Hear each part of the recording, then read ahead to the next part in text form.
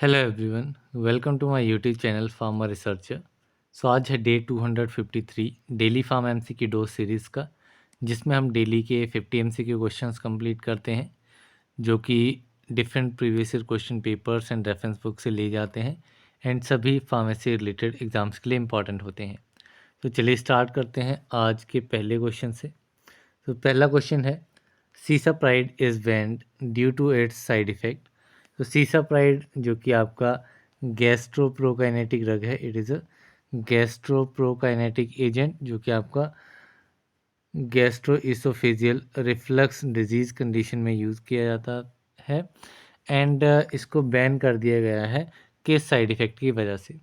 So it was ban due to side effect which is cardiac arrhythmia. तो यहाँ पे आपका option A is the correct answer. Next question है, anti inflammation action of glucocorticoids is due to inhibition of enzyme. तो glucocorticoids जो हैं वो आपका एंटी इन्फ्लामेटरी एक्शन प्रोड्यूस करते हैं, किस एंजाइम की इनहिबिशन करके इनका एंटी इन्फ्लामेटरी एक्शन प्रोड्यूस होता है। So this enzyme is phospholipase A2 enzyme. So यहाँ पे आपका option B is correct. Next question है, which of the given antibody responsible for ABO system of blood. तो ब्लड में जो आपका ABO सिस्टम रहता है, तो उसमें कौन सी एंटीबॉडी जो है वो रिस्पॉन्सिबल रहती है इस सिस्टम के लिए, जो भी आपके A positive, B positive, O positive और नेगेटिव ये जो ब्लड ग्रुप बनते हैं उसके अकॉर्डिंगली। सो यह इसमें आपकी एंटीबॉडी जो इन्वॉल्व रहती है that antibody is IgM। So यहाँ पे आपका ऑप्शन सी जो है वो करेक्ट आंसर है। नेक्स्ट क्वेश्चन है, which one of the given test confirm the presence of peptide bond. Peptide bond को कौन सा टेस्ट जो है वो कन्फर्म करता है। सो पेप्टाइड बॉन्ड के लिए आपका टेस्ट रहता है ब्यूरेट टेस्ट। तो यहाँ पे आपका option A is the correct answer. और आप कह सकते हैं प्रोटीन्स के लिए, तो प्रोटीन्स में जो आपके डिफरेंट अमाइनो एसिड्स रहते हैं, जैसे अमाइनो एसिड 1 हो गया, अमाइनो एसिड 2 हो गया, ऐसे मल्टीपल अमाइनो एसिड्स जो हैं वो ज्वाइन करके प्रोटीन्स की फॉर्मेशन करते हैं। एंड ये किस बॉन्ड के थ्रू ज्वाइन करते हैं, so they are joined by the peptide bond, जो कि आपकी CONH बॉन्ड रहती है। नेक्स्ट क्वेश्चन है, एस्पिरिन हैज़, एस्पिरिन कौन सी एक्टिविटी प्रोड्यूस करता है। सो एस्पिरिन आपका एनाल्जेसिक एक्टिविटी भी होती है, एंटी इन्फ्लेमेटरी एक्टिविटी भी होती है एंड एंटी प्लेटलेट एक्टिविटी होती है। जो आपकी लो डोज रहती है अराउंड 75 mg के करीब, तो इस डोज पे आपका एस्पिरिन जो है वो एंटी प्लेटलेट इफेक्ट शो करता है। तो यहाँ पे आपका ऑप्शन डी करेक्ट रहेगा, that is these all are the properties of aspirin. Next question है, solid extract obtained by boiling decoction is an example of dash solid doses form in Ayurveda.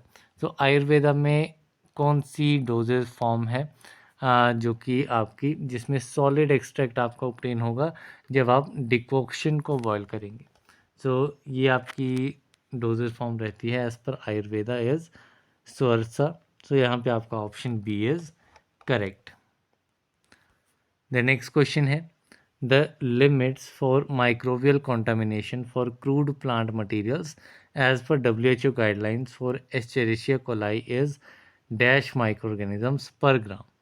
So microbial contamination के लिए किसके लिए, crude plant materials जो रहते हैं उनके लिए WHO की गाइडलाइंस के अकॉर्डिंगली इकोलाई की माइक्रोबियल कंटामिनेशन लिमिट जो है वो कितनी रहती है। सो ये आपकी लिमिट रहती है 10⁴ माइक्रो ऑर्गेनिजम्स पर ग्राम। तो यहाँ पे आपका option B is correct. Next question है, benzyl adenine is an example of dash type of growth hormone. तो बेंजाइल एडेनिन जो है ये आपका साइटोकाइनिन जो आपका ग्रोथ हार्मोन रहता है उसका एग्जांपल है। सो आपका option C is correct. Next question है, concentration of hydrogen peroxide required for surface sterilization is। So surface sterilization के लिए हाइड्रोजन पेरोक्साइड की कंसंट्रेशन कितनी होनी चाहिए। तो its concentration should be between 1 to 2%। So यहाँ पे आपका option A is correct.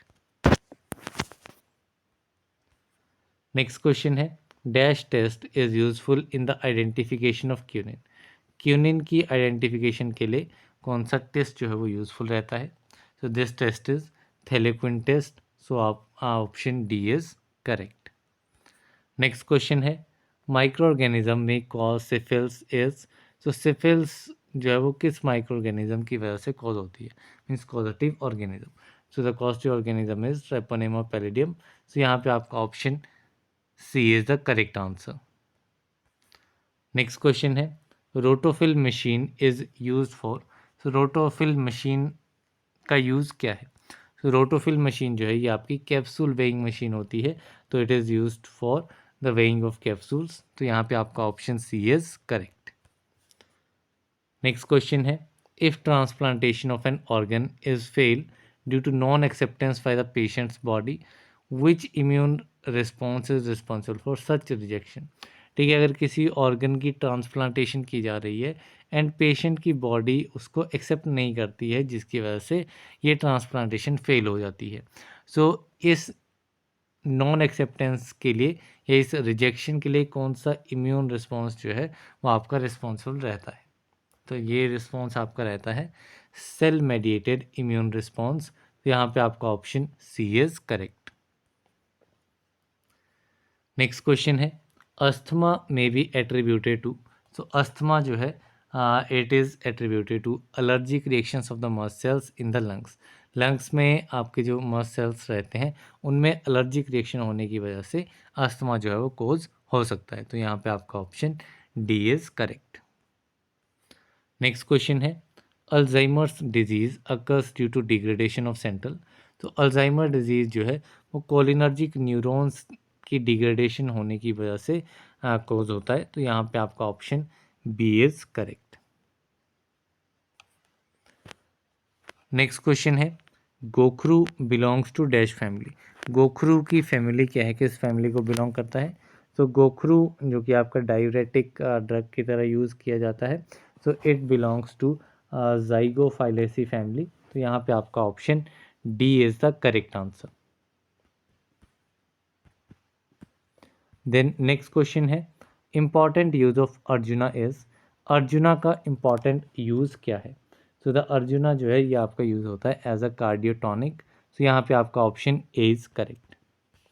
Next question है dash is an example for purine base of DNA. DNA का प्यूरिन बेस का एग्जाम्पल कौन सा है। तो डीएनए में जो प्यूरिन बेस पाया जाता है that is the guanine. So यहाँ पे आपका option A will be the correct answer. Next question है during autoclaving temperature at 20 LBS pressure per square inch is. तो ऑटोक्लेव में 20 LBS प्रेशर पे कितना टेम्परेचर जो है वो रहता है। So around 15 to 20 LBS pressure पे 121 डिग्री सेल्सियस टेम्परेचर जो है वो रखा जाता है स्टरलाइजेशन के लिए। तो यहाँ पे आपका option A is correct. Next question है uptake of naked DNA is referred as. So naked DNA का अपटेक जो है ये आपका कहलाता है ट्रांसडक्शन। सो यहाँ पे आपका option A is the correct answer. Basically DNA transfer के डिफरेंट मेथड्स रहते हैं, ट्रांसडक्शन, कंजुगेशन, ट्रांसफॉर्मेशन। सो जहाँ पे नेकेड डीएनए का अपटेक होता है that is the transduction. Next question है which of the given drug is use as diagnostic agent for gravis. तो ग्रेविस मीन्स मायस्थेनिया ग्रेविस के लिए कौन सा डायग्नोस्टिक एजेंट जो है वो यूज़ होता है। So this diagnostic agent is edrophonium. So यहाँ पे आपका option C is correct. Next question है diuretic effect of spironolactone is antagonised if co administered with. So spironolactone जो है ये आपका डायूरेटिक ड्रग है, एल्डोस्टेरोन एंटागोनिस्ट होता है एंड इसका डायूरेटिक इफेक्ट को अगर एंटागोनाइज करना है तो वो हम एंटागोनाइज कर सकते हैं by giving it with aspirin. So यहाँ पे आपका option D is the correct answer. Next question है vomiting due to cancer chemotherapy is controlled with. So vomiting means emesis induced due to cancer chemotherapy या फिर chemotherapy induced emesis, इसको कैसे treat किया जा सकता है। So it can be treated with granisetron drug. So यहाँ पे आपका option D is the correct answer. Next question है dose dumping is a problem in the formulation of. तो डोज डंपिंग प्रॉब्लम जो है वो किस टाइप की फॉर्मुलेशन या डोजेज फॉर्म के साथ एसोसिएटेड है। तो it is associated with controlled release pellets. तो यहाँ पे आपका option C is the correct answer. Next question है the metric equivalent of 1 teaspoon full is. तो 1 टीस्पून फुल जो है ये आपका 4 ml के इक्वल रहता है, तो option A is correct. Next question है the part of fallopian tube closest to the ovary is infundibulum. Infundibulum possesses finger like projections called। So ovary का जो पार्ट रहता है फेलोपियन ट्यूब का, जो कि ओवरी के सबसे क्लोजेस्ट रहता है, वो पार्ट कौन सा है? It is infundibulum. एंड इस पार्ट में आपकी फिंगर लाइक प्रोजेक्शंस रहती हैं। एंड इन फिंगर लाइक प्रोजेक्शंस को क्या कहा जाता है? तो these finger like projections are known as fimbriae. So यहाँ पे आपका option C is correct. Next question है the term post cibos stands for. Post cibos का मीनिंग क्या है? तो post means after and cibos means meal और food. तो पोस्ट सिबोस मीन्स आफ्टर मील। सो यहाँ पे आपका option B is correct. Next question है one of the following is an aqua suppository base. Aqua suppository base इनमें से कौन सा है? तो एक्वा सपोजिटरी बेस में आपका मैक्रोगोल आ जाएगा। तो यहाँ पे आपका option C will be the correct answer. Next question है an eutectic mixture is formed by mixing. Eutectic mixture जो है वो किन इंग्रेडिएंट्स को मिक्स करने पे फॉर्म होगा? So eutectic mixture will be formed by mixing menthol and thymol. तो यहाँ पे आपका option D will be the correct answer. Next question है the process of extraction of vegetable drugs with cold और boiling water for a short time is called. So vegetable drugs की अगर extraction करनी है कोल्ड या फिर boiling water के साथ में एक शॉर्ट पीरियड ऑफ टाइम के लिए, सो ये आपका प्रोसेस क्या कहलाता है? So this process is known as infusion. So option A is correct. Next question है a typical antitussive agent is. So typical antitussive agent कौन सा है? So this is the फोलकोडीन।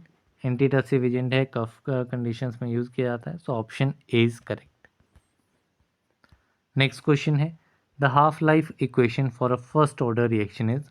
First order reaction के लिए half life equation क्या रहती है? तो इसमें हाफ लाइफ काफ़ी सिंपल है। It is T half is equal to 0.693 divided by K. काफ़ी बार न्यूमेरिकल फॉर्म में आ जाता है। आपको कौन के is the first order reaction rate constant. And आपको कभी कभार हाफ लाइफ की वैल्यू दी होती है तो आपको कांस्टेंट की वैल्यू फाइंड आउट करनी होती है, या कांस्टेंट दिया रहता है मोस्टली, तो उस केस में आपको टी हाफ की वैल्यू फाइंड आउट करनी होती है। द नेक्स्ट क्वेश्चन है biological indicator for hot air oven is. Hot air oven के लिए बायोलॉजिकल इंडिकेटर कौन सा है? तो होटियर ओवन के लिए आपका वेसिलस सब्टिलस जो है वो आपका बायोलॉजिकल इंडिकेटर रहता है। So option C is correct. Next question है vaccines are.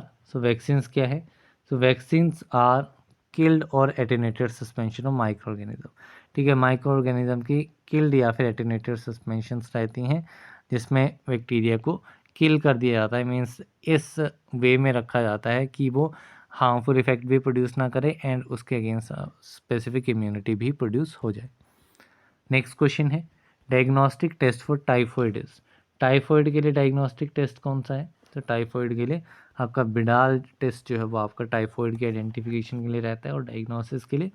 So option A is correct. Next question है mechanism of sterilisation by autoclave method is. Autoclave methods के लिए जो स्टरलाइजेशन रहती है वो स्टरलाइजेशन उसका मैकेनिज्म क्या रहता है? तो ऑटोक्लेविंग में आपका कोगुलेशन ऑफ बैक्टीरियल प्रोटीन्स जो है ये आपका मैकेनिज्म ऑफ स्टरलाइजेशन रहता है ऑटोक्लेव मेथड्स में। So option A is correct. Next question है the process use to separate colloidal particles and macromolecules by use of membrane is called. So colloidal particles को और मैक्रोमोलिक्यूल्स को separate करने का process है by using membrane and this process is known as dialysis. So यहाँ पे आपका option B is the correct answer. Next question है if the HLB value of a surfactant is from 16 to 18 then it can be used as. So अगर surfactant की HLB value 16 से लेकर के 18 के बीच में है तो उस सर्फेक्टेंट को हम यूज़ कर सकते हैं as a solubilising agent. So यहाँ पे आपका option D is the correct answer. Next question है an instrument use to measure the value of particles is.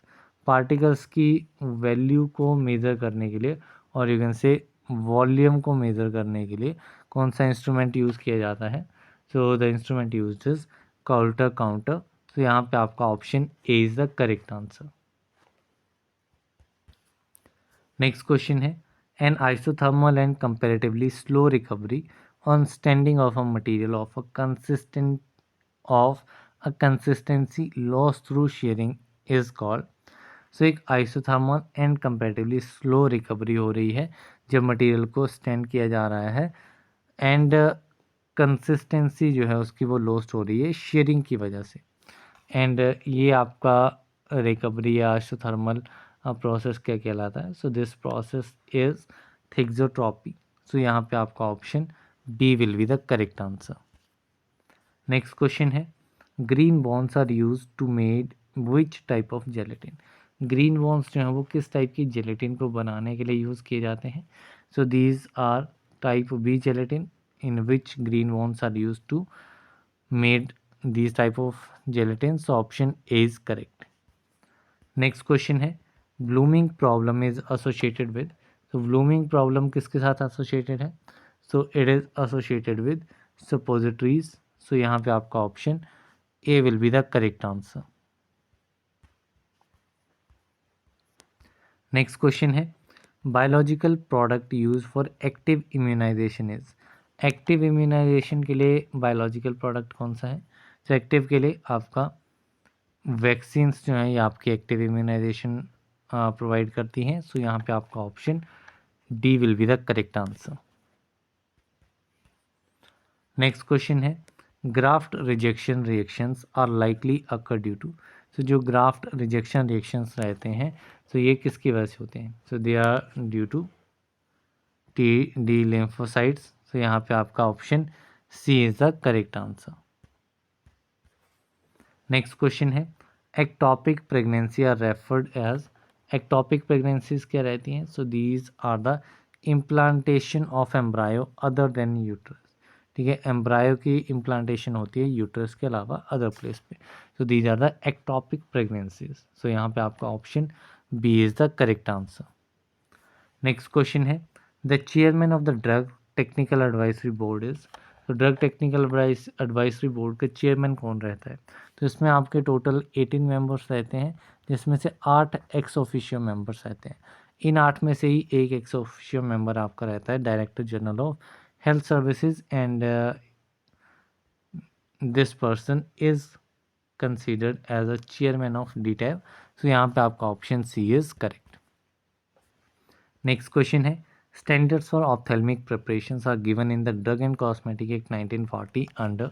तो जो ऑप्थेल्मिक प्रिपरेशंस के स्टैंडर्ड्स हैं ये शेड्यूल एफ में दिए गए हैं। तो यहाँ पे आपका option D is the correct answer. Then next question है good manufacturing practices and requirement of premises plant and equipment for pharmaceutical products are given as per drug and cosmetic act under. So GMP guidelines and आपकी जो factory premises की requirement रहती हैं ये आपकी किस में दी गई हैं? तो these are given in schedule M. तो ये सारे आपके एलोपैथिक ड्रग्स के लिए हैं। अगर यहीं पे आयुर्वेदिक सिद्ध एंड यूनानी ड्रग्स की फैक्ट्री प्रेमिसेस के बारे में बात की जाएगी तो वहाँ पे आपका शेड्यूल टी आता है। नेक्स्ट क्वेश्चन है which one of the form should be use for application to import drugs for personal use. कौन सा फॉर्म जो है वो यूज़ किया जाएगा अगर आपको अप्लाई करना है ड्रग्स के इम्पोर्ट के लिए जो कि आपको पर्सनल यूज़ के लिए चाहिए। सो इसके लिए आपको फॉर्म नंबर 12A लगेगा। तो यहाँ पे आपका option B is correct. Next question है the process of distillation of solutions that contain thermolabile substances under reduced pressure is. तो डिस्टिलेशन का ऐसा प्रोसेस जिसमें सॉल्यूशंस की डिस्टिलेशन हो रही है जिसमें थर्मोलेवाइल सब्सटेंसेस हैं एंड अंडर रिड्यूस्ड प्रेशर उसको डिस्टिल करना है। सो इसमें आपका ये प्रोसेस रहता है वैक्यूम डिस्टिलेशन। तो यहाँ पे आपका ऑप्शन सी इज़ करेक्ट। इसी के साथ में हमारे आज के 50 MCQ क्वेश्चंस कंप्लीट होते हैं। इन क्वेश्चंस की पीडीएफ चाहिए विद आंसर्स मैंने आपको प्रोवाइड कर दी है आज से आपको विद आंसर्स पीडीएफ्स मिलेंगी। तो ये पीडीएफ आप डाउनलोड कर सकते हैं। This PDF will be available up to 5 to 7 days, so you can quickly download this PDF. किसी भी क्वेश्चन में अगर आपको डाउट रहती है तो क्वेश्चन नंबर के साथ में आप अपना आंसर मेंशन कर दीजिएगा, आपको कौन सा आंसर लगता है। So we can review that question again, add that question in the further video so that you will keep updated। साथ ही हम कमेंट बॉक्स में मेंशन कर देंगे अगर कोई चेंज आता है। So yeah, that's all for this particular video। मिलते हैं अगली वीडियो में, तब तक के लिए थैंक यू वेरी मच।